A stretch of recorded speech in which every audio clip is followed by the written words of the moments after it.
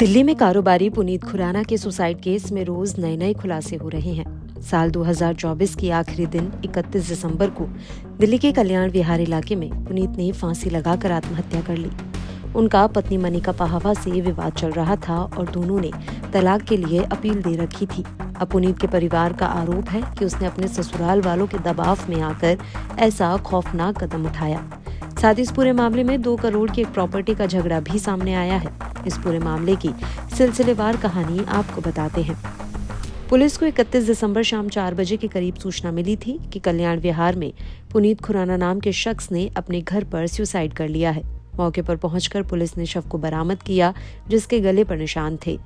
जाहिर है कि पुनीत ने फांसी लगाकर जान दी। इसके बाद पुलिस ने मृतक का फोन और संबंधित सामान कब्जे में लेकर शव को पोस्टमार्टम के लिए भेज दिया और आगे की जांच शुरू कर दी। इस मामले में अब तक कोई एफआईआर दर्ज नहीं की गई है।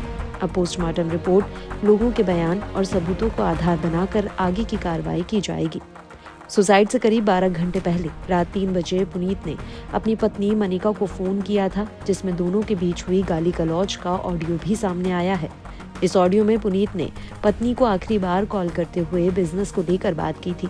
मनिका इसमें कहते हुए सुनाई दे रही है कि तुझे मार कर हाथ गंदे नहीं करने। साथ ही वो कह रही है कि भिखारी, तुझसे मैंने क्या मांगा। मनिका ने इस कॉल के दौरान पुनीत पर दूसरी लड़कियों से मिलने का आरोप भी लगाया है। साथ ही पुनीत खुराना और उसके ससुर का एक पुराना वीडियो भी सामने आया है, जिसमें 2 करोड़ रुपए के लेन देन की बात हो रही है। वीडियो में ससुर जगदीश पाहवा कह रही हैं कि वह घर के बदले में 2 करोड़ दे देंगे। हालांकि बाद में एक ऑडियो सामने आया जिसमें वह अपने वादे से मुकरते नजर आए। उन्होंने कहा कि वह अभी पैसे नहीं दे पाएंगे क्योंकि उनके पास फंड नहीं है। What is happening is कि उनकी डेथ के पहले मनिका ने अकाउंट उनका हैक करा था। जैसे वो ऑडियो आप देख सकते हो, सुनी होगी आप लोगों ने, जिसमें भैया उनको कहते हैं grow up, you still have hacked my account. She saying no no no, मैंने हैक नहीं करा। So this is the proof, this is the live chat of Puneet भैया, ठीक है। This is the proof. उनकी डेथ को 48 आवर्स हो चुके हैं। It still says active yesterday.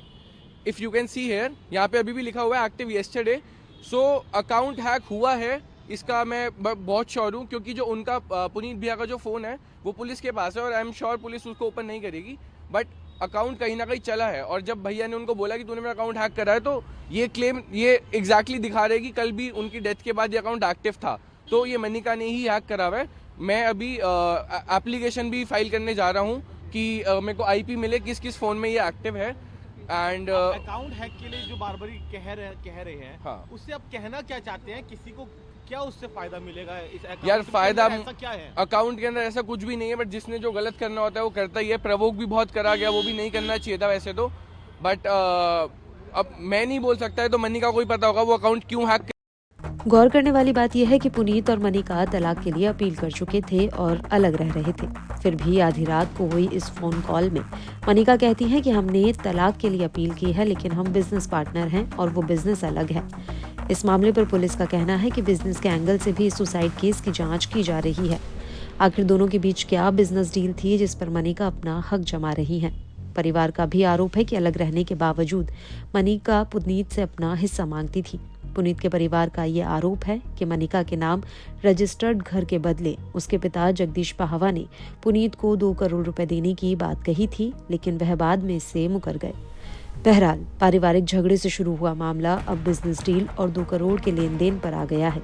पीड़ित परिवार ऑडियो और वीडियो के जरिए दावा कर रहा है कि मनिका और उसके परिवार की प्रताड़ना से तंग आकर पुनीत ने अपनी जान दे दी है।